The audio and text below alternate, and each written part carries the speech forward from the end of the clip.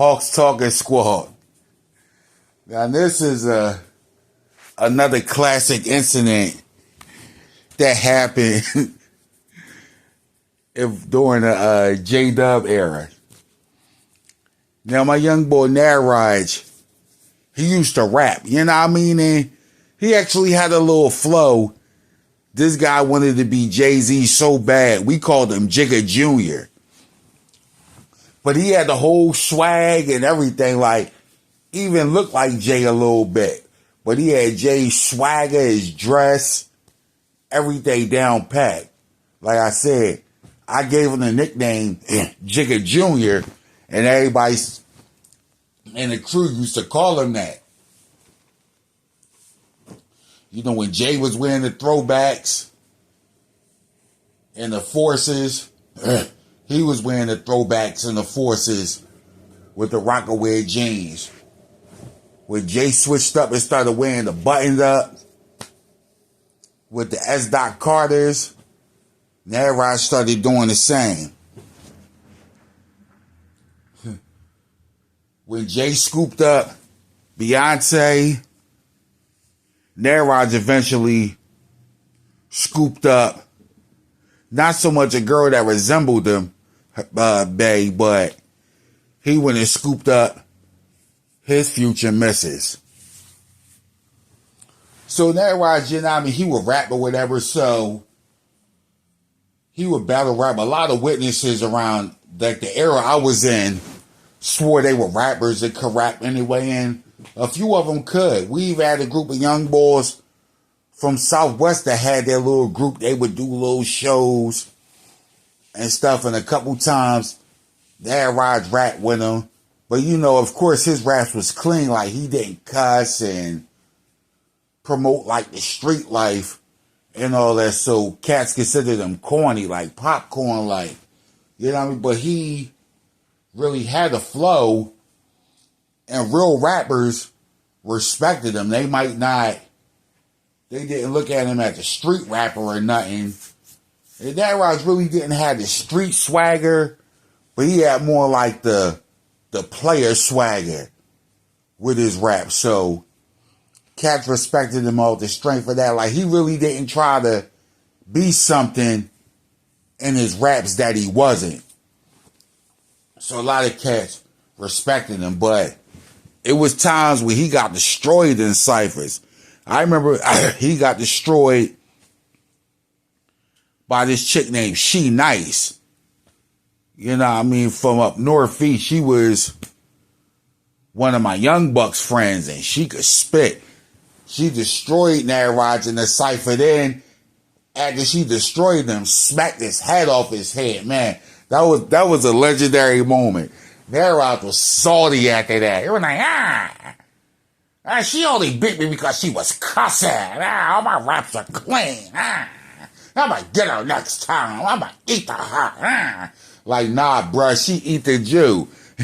You remember what I said? Like, Nas eat the J with Ether, and She Nice eat the Nadroj. That was a legendary moment, but he swore he was Cassidy too. No, him and Cass the Hustler never battled, but Nad swore he was like, if I ever have a chance to battle Cassidy, I'm gonna destroy him. All you can rap about is that street violence. I got straight bars. But it never happened.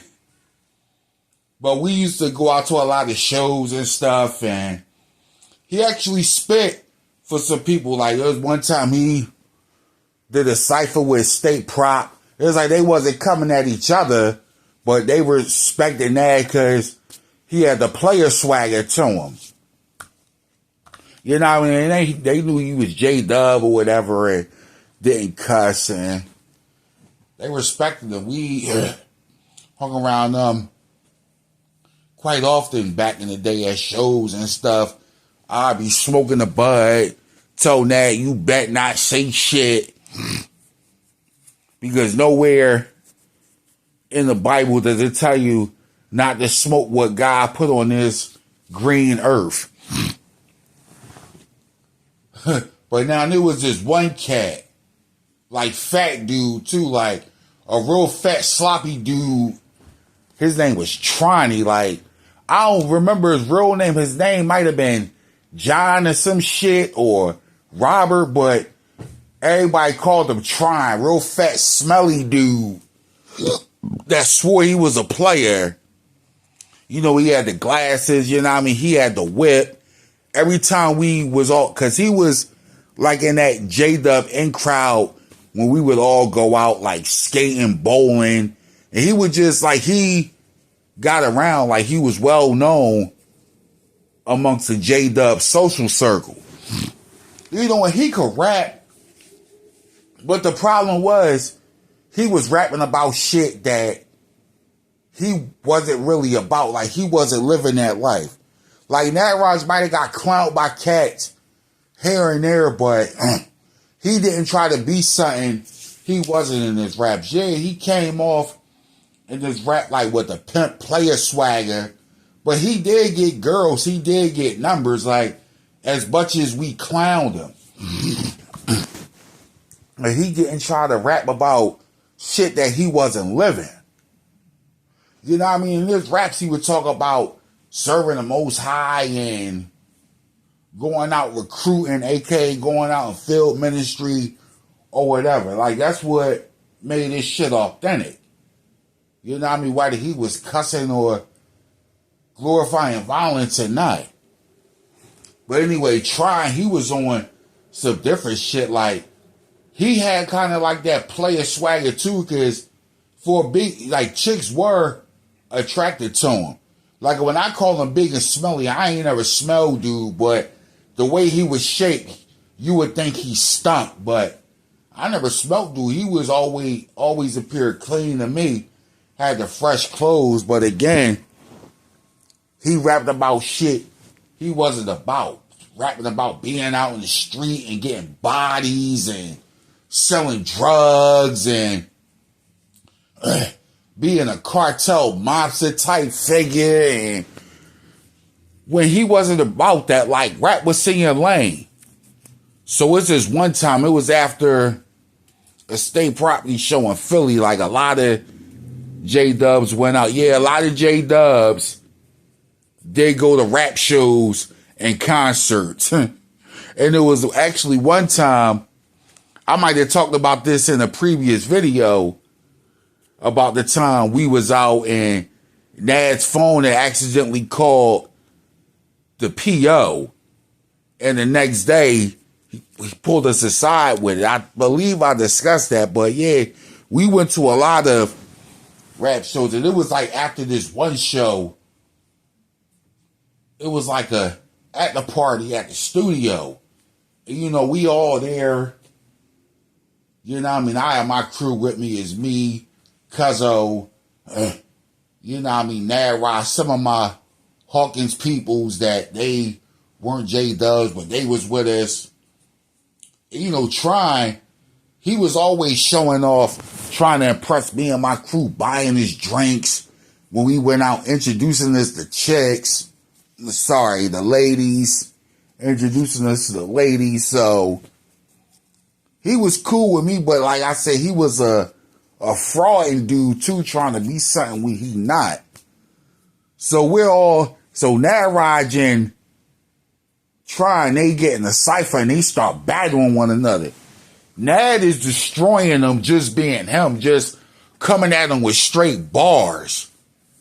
You know, and like I said, a lot of the state prop crew like Nad had rapped for them before, so they was all cool with us. You know what I mean? The homie Emilio Sparks, shout out to him, fellow Libra scale, but you know, him and Tron and Nadroj there battling. Nad is destroying them. So Tron's getting in his feelings because everybody's laughing at him, clowning him. Like the girls, they cracking up. Like all the Philly rappers, they laughing. So Tron gets in his feelings, so he starts rapping on some real hardcore, grimy street shit. He was so mad that he started cussing. Talking about killing Nadroj. Like, I remind you, it's all rap. But he's talking about killing him, beating him up, doing serious harm to him and his family, and that Nadroj is a goody two shoes. J-Dub, he need to stick to the watchtowers and field service because he ain't about this street like Diddy started going on and on about having bodies and being a mafia cartel type figure. And the whole time we just like, really, we just looking at him like, damn, dog, like you playing yourself. You could feel at that point the energy in the room just shifted against him. Now, remind you, Beans in them is in there. You know what I mean? And Beans already knew Tron was a clown and was frauding and all that, trying to be something he wasn't. Next thing you know, Beans starts kind of working his way through the little crowd. And as soon as Tron talks about blowing up Nadroj's house or something, Beans just sucker punches like, mop. Just hit him with a one-hitter quitter. Tron just fell back. It was just funny. He was like, Beans started snapping on him. I was like, you rapping all that tough shit knowing that ain't what you about and that you be out there slinging on watchtowers and knocking on them doors too. Man, I don't think Tron ever showed his face like that again after that happened. This was like around, this had to be around 2003. It was like at the height of that state property era, 2002, 2003. I know it was around that time. You know, because this was, matter of fact, this was right before Kenji came to our congregation. So it had to have been like late 2002, early 2003. But man, that was funny as shit. Getting at the Bean socked him. Freeway was like, yeah, you got him all in his feelings or whatever. But man, that was a funny moment. And it's funny because I think it was like maybe a year or so later, one of my cousins from Southwest Philly said that Tron was out there. Not one of my cousins from Southwest, one of my homies from Southwest Philly said that he had seen Tron not too long after that happened. But Tron lied and said that him and Beans was actually fighting. Like, nah, dog, we was there. Beans hit you with a one-hitter quitter and that was it. But Tron made it seem like him and Beans was actually fighting. But Beans only won because he hit him with a burner or something. And that Beans was a dirty fighter and that he stunk and smelled like mustard.